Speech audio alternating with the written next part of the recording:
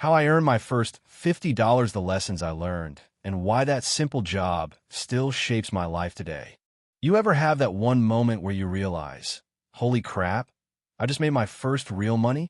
Not from a birthday gift or some random allowance, but from actually working? That moment hit me like a ton of bricks. I was 12 years old, clueless, and honestly a little bit scared, but also excited because I was about to make my first $50. And let me tell you, that was huge for a kid like me. So here's the thing. I didn't land some fancy internship or babysit a neighbor's kid. Nope. My very first job was, wait for it, delivering newspapers. Yeah, like a classic throwback moved straight out of some old movie. Except my version was less glamorous and a lot more chaotic. Picture this. A tiny, scrawny kid, oversized backpack, barely able to carry the pile of newspapers, stepping out before sunrise when the streets were still quiet and cold. That was me. And every morning, rain or shine, I was the guy who made sure the news reached every doorstep in the neighborhood. But the story? Oh, it was not just about carrying papers. It was about how I learned the hard way that this job was more than just delivering news. It was a crash course in life, comedy, and, well, pure survival. Funny memory number one, the infamous dog attack. One of the earliest mornings, I was feeling pretty confident. I had my route down, the papers folded perfectly under my arm, and the sun was just peeking over the horizon.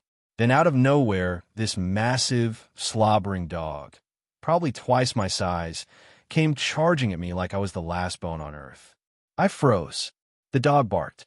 I dropped a whole stack of papers. The dog's owner appeared, shouting apologies while I scrambled to pick up soggy, muddy newspapers from the grass. I still don't know if the dog wanted to be friends or just saw me as some weird intruder. Either way, that morning was the first time I realized delivering newspapers wasn't all smooth sailing. Relatable insight. That first $50 wasn't just money, it was proof. You see, $50 may not sound like a lot now.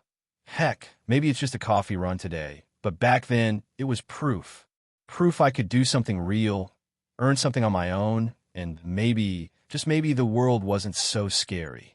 And every dog attack, every awkward doorbell ring, every sorry, no papers today sign was part of that weird, hilarious journey to get there. Funny memory number two. The paper boy's creative excuses.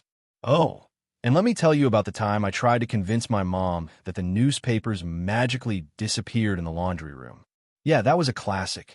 I was desperate to avoid a scolding after mixing wet papers with my school clothes. Spoiler alert, it didn't work. But hey, creativity counts, right? That's just the start.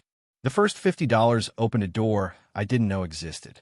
Next time, I'll tell you about the time I tried to expand my empire and ended up accidentally scaring the entire block. Trust me, you want to hear this. When you make your first $50, it feels like you've conquered the world. For me, that meant, why stop here? Why deliver papers to just one neighborhood when I could expand? After all, every successful business person starts small and dreams big, right? Well, that was my thinking anyway. I was 12, full of energy and wild ideas. So I grabbed my trusty backpack, a bundle of extra newspapers, borrowed from the local shop, no less, and started canvassing other streets. At first, it was all smiles and high fives. People loved the idea of a kid hustling to bring them their morning news. I even invented a little nickname for myself, the Paper Tycoon. Felt pretty cool, but things quickly got out of hand. The chaos of trying to manage multiple routes. Trying to cover multiple blocks was like juggling flaming torches while riding a unicycle. I mixed up addresses, forgot which paper went where, and ran out of papers several times.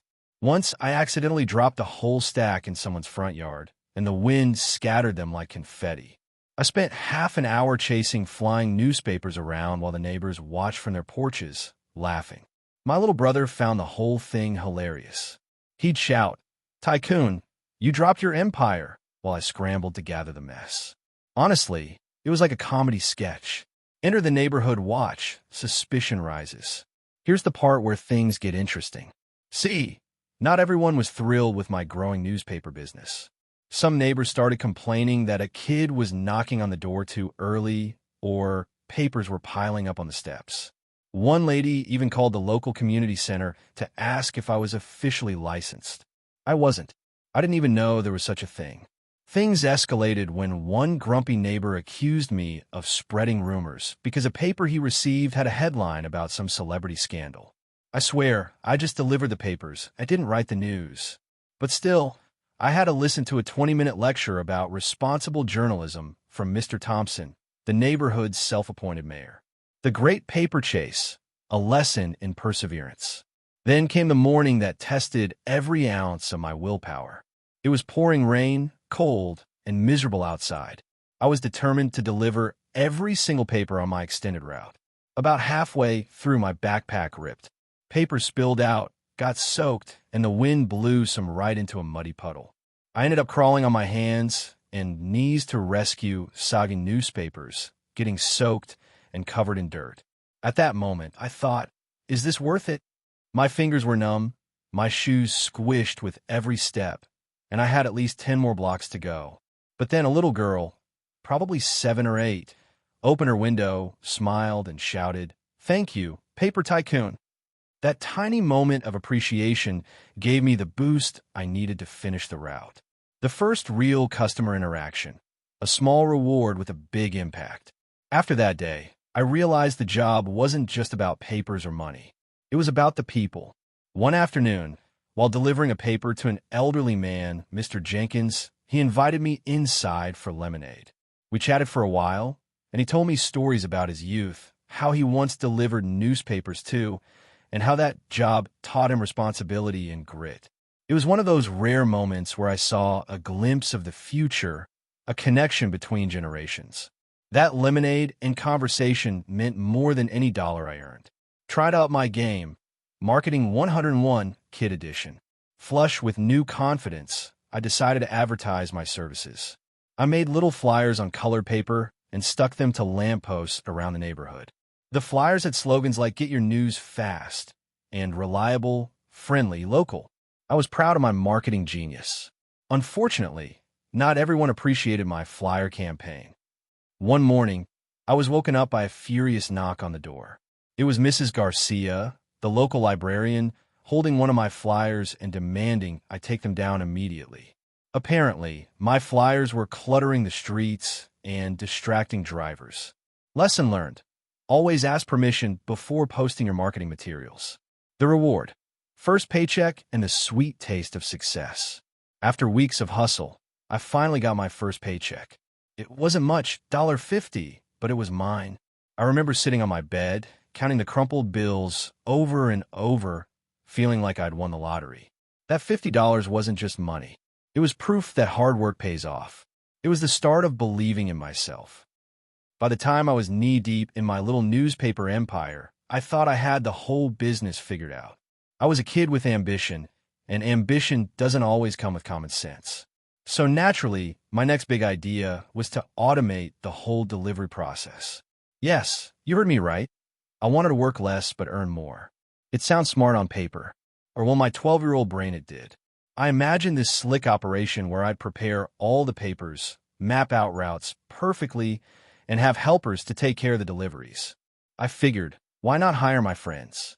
They could deliver while I stayed back, counting my growing pile of money and planning my next big move. What could possibly go wrong?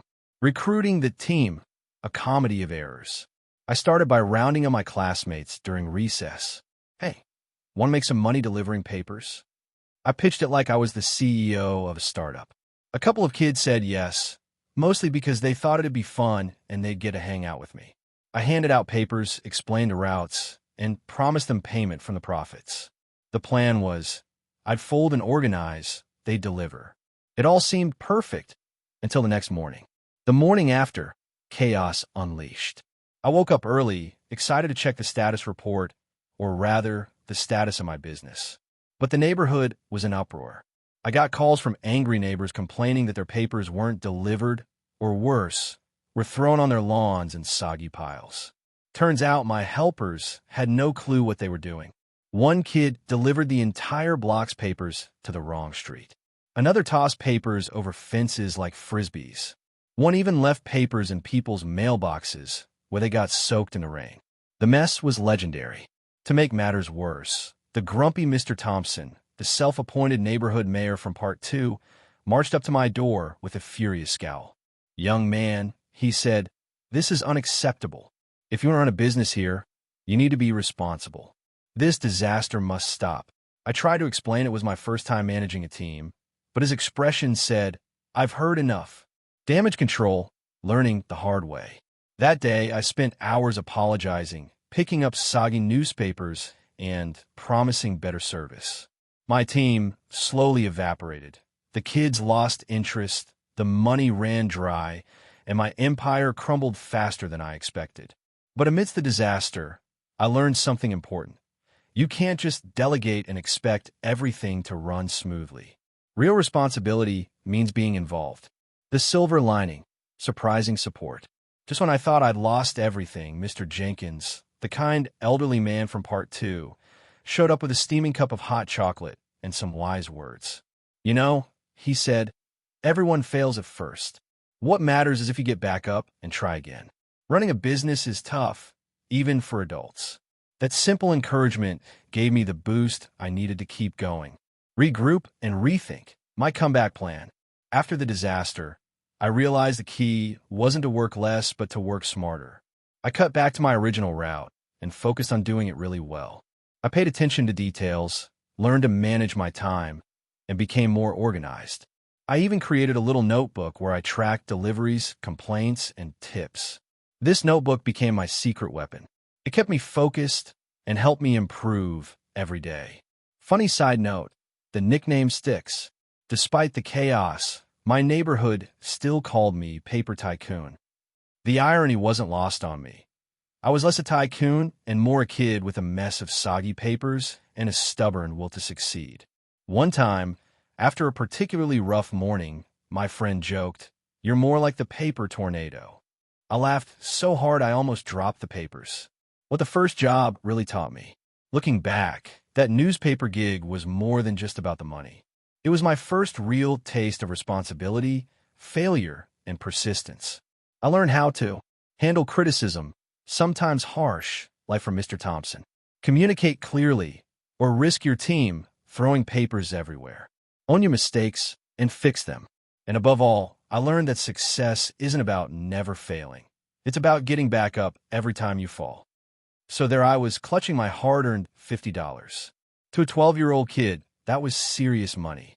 More than just paper bills in my hand. That money felt like a ticket to freedom, possibility, and maybe even a little rebellion against the no S and not yet as I'd heard my whole life. But the big question was, what do you do when you finally have your own money? Spoiler alert, I made some choices I probably shouldn't have. But hey, that's part of the story, right? The first big temptation, snacks and toys. Naturally, the first day after payday was spent dreaming about what I could buy. My mind raced through a mental menu of candy, video games, comic books, and some flashy toys I'd seen in the store window. I'm pretty sure I made a list titled Ultimate $50 Shopping Spree in my head at least 5 times. When I finally hit the local corner store, I was overwhelmed. There were so many choices. Should I get the giant bag of sour gummies or the new handheld game? Could I splurge on both? I ended up buying a ridiculous amount of snacks and some small toys, mostly junk, honestly. My mom gave me the classic, "You should save some of that money" talk. But at that moment, saving wasn't nearly as exciting as devouring gummy bears while playing my new plastic sword game. The thrill of spending your own money. There's something insanely satisfying about paying with cash you earned yourself. No one gave it to you. You earned it. I remember the cashier looking at me with a little surprised smile like, "Wow, you're really spending your own money, huh?" I felt like I'd unlocked a secret level in the game of life. Saving? Yeah, right. But lessons came soon enough. Of course, that excitement didn't last long. A week later, I ran out of snacks, toys, and cash. And suddenly, I wanted more money. Real money. Money that could pay for the cooler stuff, not just candy. That's when I realized earning money was fun, but spending without thinking was a fast track to an empty wallet. The entrepreneurial phase, trying to turn $50 into a fortune. With some leftover pride and a bit of boredom, I decided to turn that $50 into a bigger pile. I wasn't just a paper boy anymore. I wanted to be a businessman. My first business idea was to buy candy in bulk and sell it to classmates at a markup. Sounds like a classic kid hustle, right? So I went to the store, bought a ton of candy with my $50, and set up a shop in the schoolyard during recess. I proudly shouted, "Get your candy here! Best prices in town." For the first day, things went pretty well. I sold half my stock and made a few extra dollars. But then things went downhill fast. The pitfalls of being a young entrepreneur.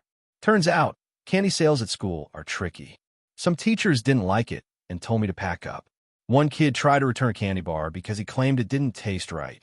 Another simply stole some candy and ran off. By the end of the week, I was left with half my candy and a bruised ego. I learned something important that week. Business is not just about selling stuff, but also about trust, rules, and handling problems you don't expect. How I started thinking differently about money.